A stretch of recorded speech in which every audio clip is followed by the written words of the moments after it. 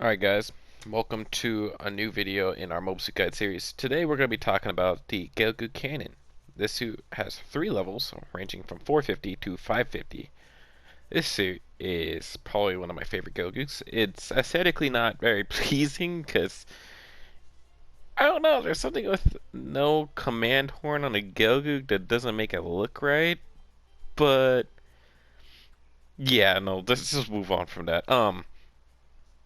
This is an old suit. And it came out with the full armor Gundam when about like September 2018. So so it's an old one. It is. This is an old suit, but it's okay. This suit takes a lot to be good at, in the sense of its kit is very kind of underwhelming. It doesn't have a lot of options. It's got only 3 weapons. Its primary, well, it's got 4. I'm not including the melee weapon. It has 3 weapons, but um, it's only got like a primary, a singular sub weapon, and then its main cannon. Because I don't count the cannon as a sub weapon, because you're gonna be using that thing a lot, almost like a secondary primary. That doesn't make sense. So just ignore that I said that. But your cannon is your basically your bread and butter, big damage at any sort of long range combat.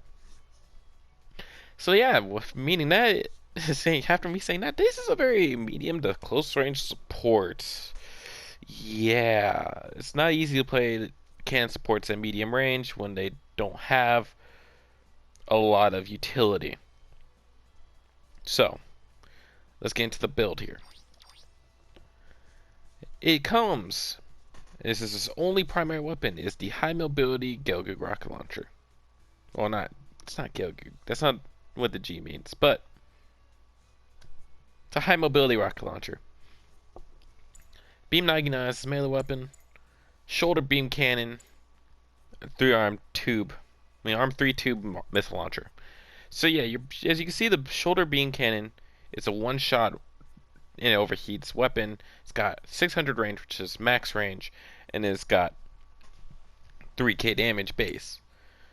Your rocket launcher, not a lot of range, not a lot of damage. 6 ammo is okay, but it reloads pretty quickly. Beam Naginata does 2k at level 1. But we're not really focusing on your melee weapon, remember that. And the arm missile launcher has 250 range, 350 base power, and 3 ammo. This thing reloads really quickly. You don't need ballistic reload parts for this suit because the 3-arm launcher reloads fast. The high mobility rocket launcher already reloads pretty quickly. You don't need it. What you do want in this build is beam recharge, mostly because your beam cannon takes forever to recharge without beam parts. So therefore, I don't recommend. I'm just gonna get to the recommendation for this suit right away. Don't get this if you don't have parts. You need certain parts to make the suit work. This suit's available in the DP store, so don't get it until you have the auxiliary generator part at level 3. I just don't recommend it otherwise. This support's very slow. It has space topography, so keep that in mind. It's got 60 thrusters base. Its space speed is 105.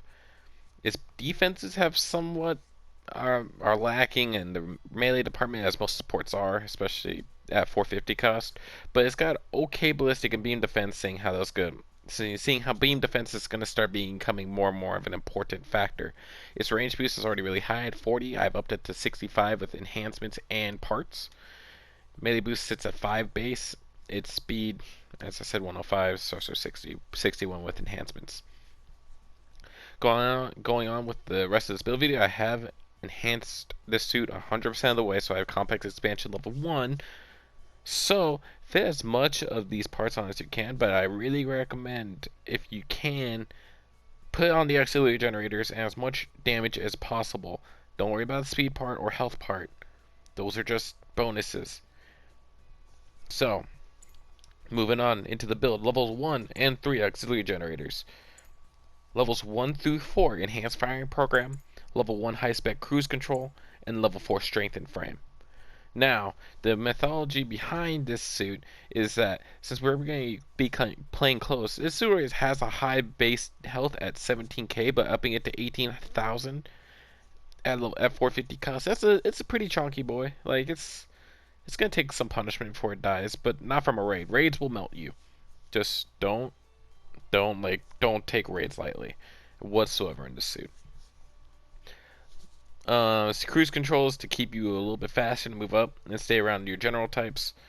The auxiliary generator we already talked about is for your main cannon, and just max out as much damage as you can for the main cannon and your arm missile pods. Your rockets are there but your main bazooka is there for a stun. You want that stun to break units off of you and back up. Your arm missiles should always be aimed at the legs to break down enemy legs. Your beam cannon should always be shot center mass. This is too valuable of a shot to try to aim for legs, head, or anything modular. Aim center mass, try and get the hit, secure the hit damage. Don't try and be fancy with it, or else you're just going to have a bad time. Skills for the suit include high performance bouncer, not bouncer, oh my god, high performance radar level 2, high performance scope level 2, observational data link level 1, frontline support system level 2, which decreases allies respawn timers by 10% for each ally with this skill. Leg shock absorbers level 2, high spec ambac level 1, enhanced tackle level 1, special leg buffer level 1, and high performance aerospace gimbal level 1. As you can see, this is how I set up my shortcuts for the suit. Melee weapon is there because the suit used to have medium melee priority, but they nerfed it a couple months ago back down to low priority. Same with the full armor Gundam, so with that in mind, don't try and be challenging any generals with your melee. It's not going to work. Moving forward, we'll go into the practice range. We'll do a little bit of fancy things with this suit. There's not really much to show off, so don't expect the practice range portion to be any sort of like extensive video. We're going to go over basically range combos, reload timers, positioning. That's about it. So yeah, see you over in the practice range. Alright, so let's get into this practice range portion of the video. So essentially, as you can see, at 110 speed we're pretty slow. You know, we're thick. And that's not a problem here. So essentially, at 450 cost, this suit is going to be at its best cost. Even though it goes up to 550, there's just better options. I'm not going to be like putting false hopes into you guys with a 550 suit, but this suit, if played right, can be effective at all 3 levels. So, going forward from that, as I said before, your primary rocket launcher is going to be basically used to either hold somebody still through stagger or to break somebody off of you through stagger. It is your stagger weapon. So your only fast, multi-shot stagger weapon that you have that's not your beam cannon. Your arm rockets don't stagger, so don't rely on those. Because, you know, moderate damage. Haha. As you can see, the arm rockets reload pretty quickly, so, you know, rotate them out with shooting your rocket, shoot, go back to your rocket. You don't have to rely on your beam cannon for shoot damage, but, you know, once they're lured into that, I have to stand, like, I have to start backing off, then you hit them with a long-range beam cannon, and you can just chase it down because basically you're just reloading all your weapons, your ballistic weapons, way too quickly for anybody to kind of run away from you as long as you're chasing them down. Don't sit like on your general types in a fight. Sit like slightly behind them. Like maybe if this Grandpa Gundam was my general type, I'd be sitting right about here. I want to stay within bazooka range of every enemy suit. Yes, high ground can be used on this suit, but you know, you're not reliant on high ground. You do have a bazooka to protect yourself, so keep that in mind. But yeah, as you can see, the normal rotation for the suit is to shoot a rocket, like a bazooka rocket, switch your arm rockets, switch back to bazooka, and once you finally have the shoulder cannon charged up again, you go in for the shoulder cannon shot, switch it back in, so on and so forth. You're just basically putting out a lot of sustained DPS rather than burst DPS for this suit. So you know, it's if you like burst DPS, there you go. But yeah, well, sustained DPS. I mean,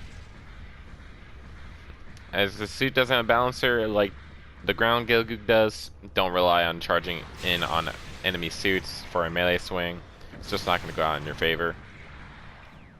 So yeah, positioning for the suit for long-range combat, you're going to be relying solely on your beam cannon since you do not have any sort of long-range primary weapon. So let's talk about ranges here. You got a pretty decent range. Wherever my reticle's pointing blue is your effective range for this. So on port base, you can shoot from sniper building to sniper building, on A side to B side. As you can see, we cannot hit the prototype Gundam on B objective, but you know, we can hit the ledges and almost the ramp on his side. We can snipe on the C and a little bit past the actual C building, but not to where the HLV was sitting on the other side. We have to move up a little bit.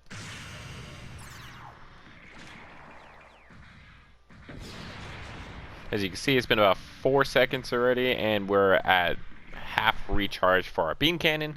So it's about every 10 seconds you should be able to you should be ready to fire your beam cannon again, as long as you have the levels 1 and 3 auxiliary generator equipped.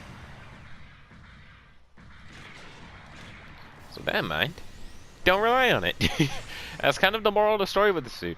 It's not the full armor Gundam where you have multiple shots from your shoulder-mounted cannon to basically have it constantly able to output DPS. It outputs a lot of burst DPS. It's the only real burst DPS thing on this suit.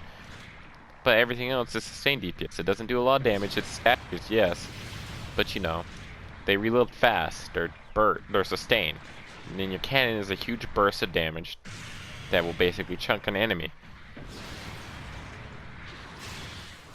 So, never mind, I would like to recap on this suit is a high skill force suit. It's really easy to get yourself killed in the suit. There's not really much to learn on this suit. I mean, past learning how to play it. So, really the skill floor and the skill ceiling sit at the same spot. Once you're able to use the suit, it's the suit. There's nothing more. There's nothing less. This suit is not a beginner suit. This suit is to be picked up and used by somebody who's at least grinded out a bunch of the custom parts in this game, preferably auxiliary generators levels 1 and 3, and enhance this suit most of the way, if not all the way. So you can fit all the parts in this build on to make it a monster. And I highly recommend that if you are an experienced player in this game, you play this game for a long time, try out this suit more in space than on the ground, because the aerospace cable allows you to target a lot easier. But yeah, this has been the Gelgoog Cannon. One of my favorite Gelgoogs. I'll pull this out a lot, especially more than the Jaeger, which is a way better Gelgoog support than this. So yeah, if there's anything I missed about the suit or a suit you want to see in the future, just let me know down in the comment section below. If you like this video, make sure to hit that like button and subscribe to the channel, because there will be more in this series coming out later. And yeah, this has been Deranged Pyro, aka Grandy Warrior, signing off.